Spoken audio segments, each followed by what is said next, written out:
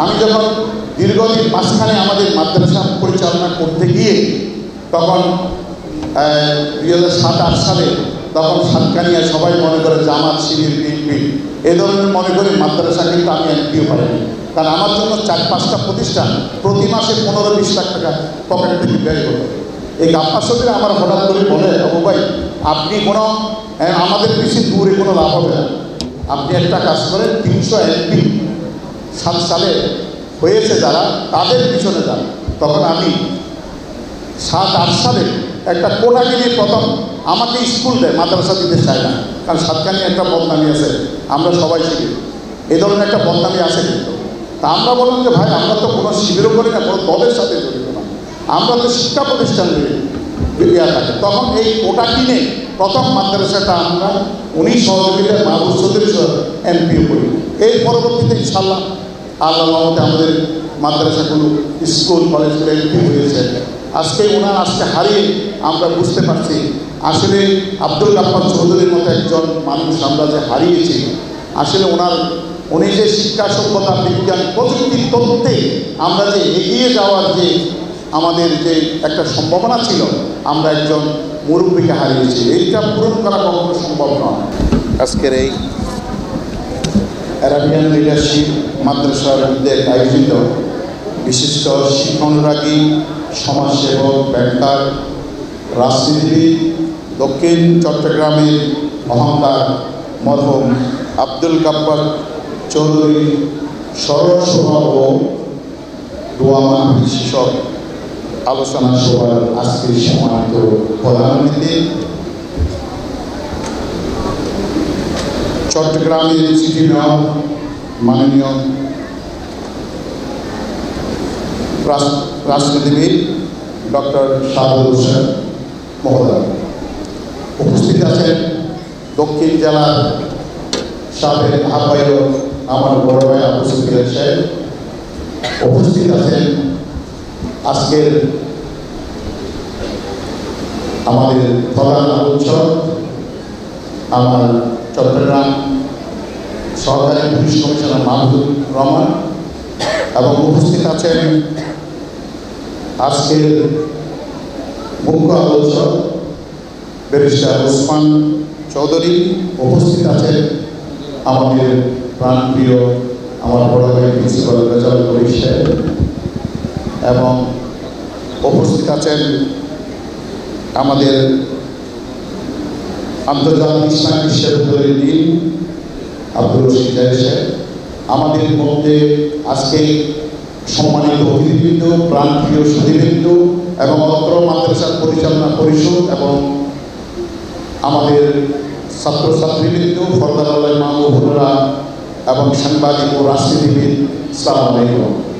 আসলে আপনারা অনেক কষ্ট করে আমরা আজকে, আপনারা জানেন আমাদের এই স্মরণ সভা দোয়া মাহফিলের আজকে আমাদের মাদ্রাসার হাফেজগণ নামাজের জোহরের নামাজের পর থেকে আসর মাগরিব পরে ওরা আমাদের এই হুজুররা পরিচালনা করে আসছিলেন।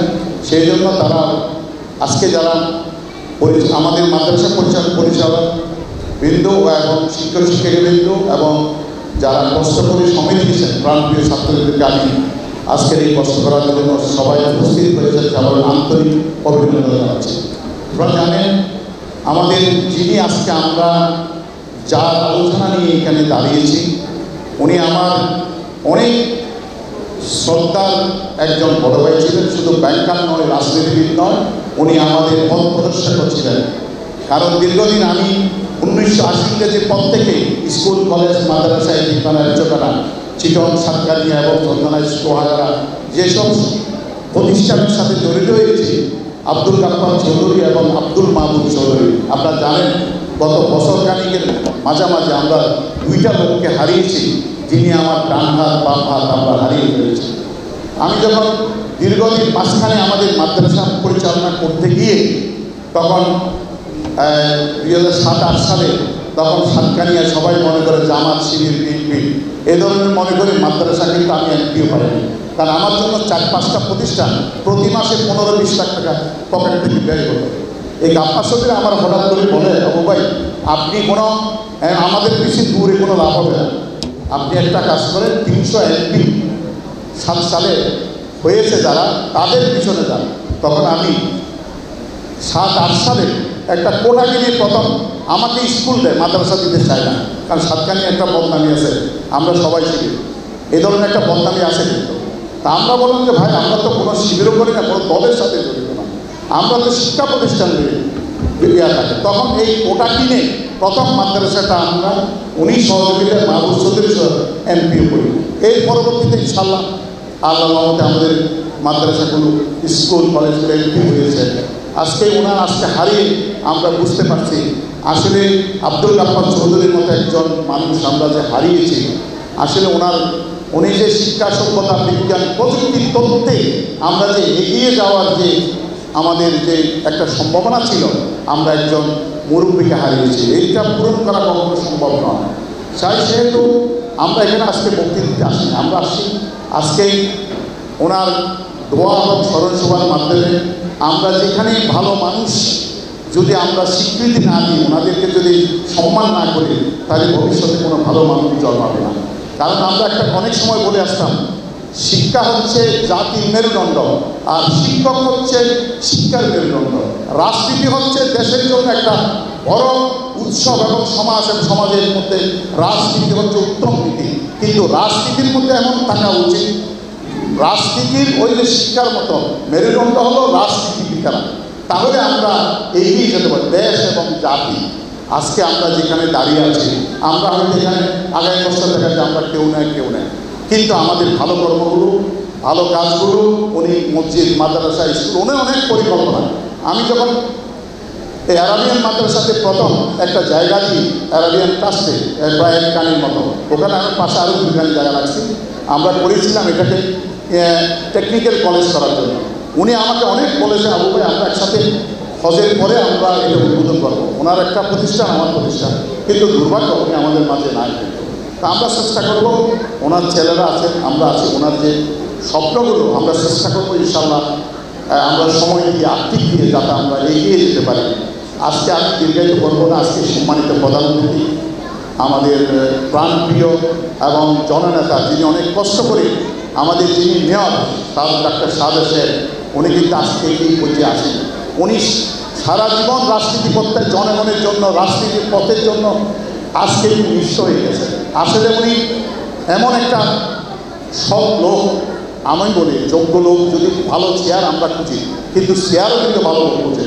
আমি মনে করি চিটংয়ে সিটি কর্পোরেশনে একজন যোগ্য প্রার্থী এসেছেন, যেটা এই চেয়ারের জন্য একটা উপযুক্ত শিক্ষিত মানুষ।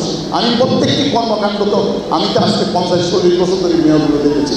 ইনশাল্লাহ আমরা দোয়া করবো, আমাদের নবনির্বাচিত মেয়র সাহেবকে আমরা সহযোগিতা করবো, যাতে উনি এগিয়ে যেতে পারেন।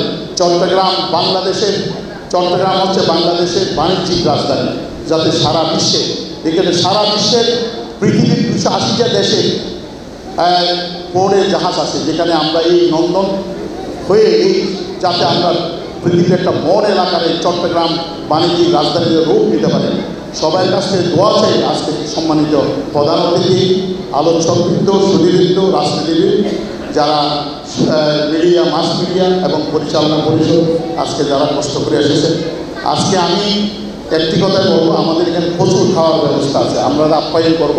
যদি আমাদের এই পরিচালনা পরিষদ, অ্যারাবিয়ান লিডারশিপ মাদ্রাসা এবং আমাদের ফাউন্ডেশন থেকে যদি কোনো ভুল রাখতে হয়, ক্ষমা দৃষ্টিতে দেখবেন, এবং সবাই আমরা একসাথে বসে খেতে পারবো। এবং সভাপতি, প্রধান অতিথি, প্রধান আলোচক এবং আজকের যারা সুদীর্ঘ মিডিয়া, মাস মিডিয়া, রাজনীতি, সবাই আজকে দোয়াতে আমি আমি জাতির স্মরণ, আজকে আমাদের আব্দুল গাফফার চৌধুরী যাতে উনি জান্নাতবাসী হয়, আল্লাহ যাতে ওনাকে ওনার প্রত্যেকটি কর্ম যাতে ওনার না যাতে উচিত হয়,